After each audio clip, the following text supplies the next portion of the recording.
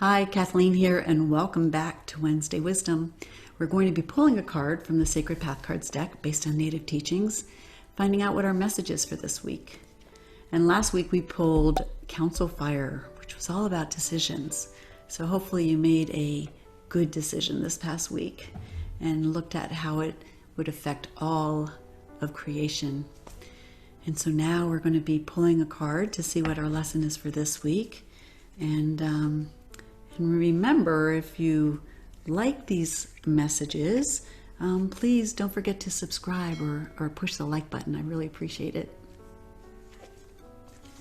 All right, so getting centered and asking, what is it that we need to know at this time, and see how we can apply the lesson into our week.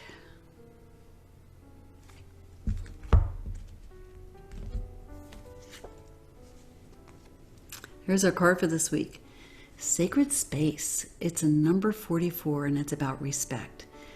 And when we look at the fours, respect is the foundation of Native American philosophy. So a double four is like self-respect as well as treating others with respect. So it's no surprise that this card showed up, because I think we all can recognize that in our society right now, there's a lot of disrespect going on.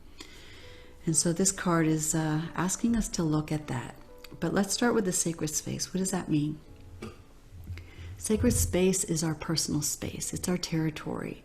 It could be our homes. It could be our possessions, our ideas, our beliefs, our opinions, our feelings. And nobody has a right to come into our sacred space to destroy or abuse it.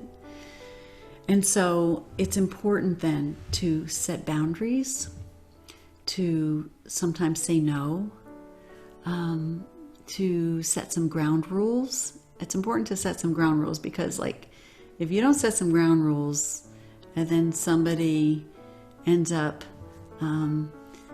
disrespecting or destroying your space, you can't really get angry at them. You'll end up getting angry at yourself, okay?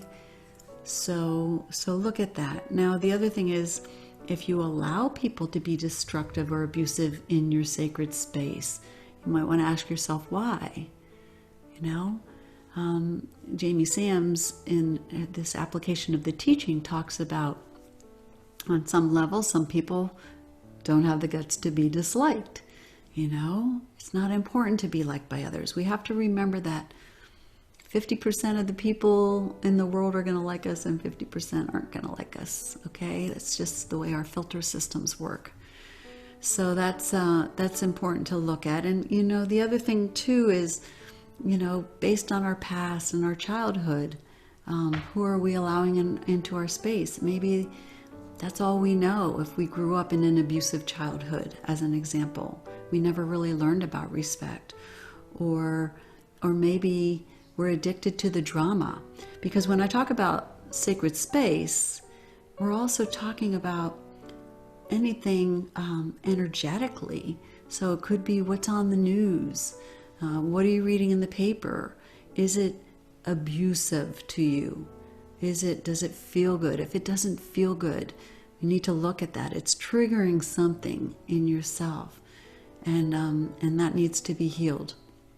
Okay, so it's important to know that we need to demand respect. Number one, show people how you want to be treated. People will treat you the way you treat yourself.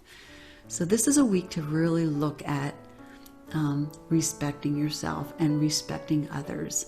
There are people out there who are hurt people, and they're disrespectful.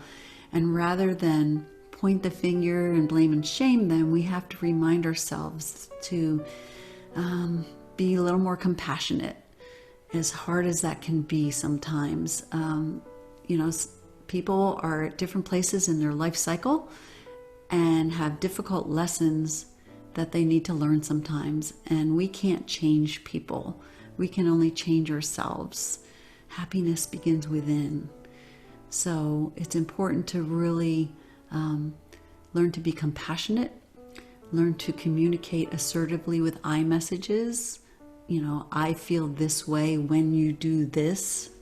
That's a very respectful way of communicating without the blame and the shame. We have to realize that we're all interconnected and we need each other. We need to work together and play together. Otherwise, it could be the end of our civilization.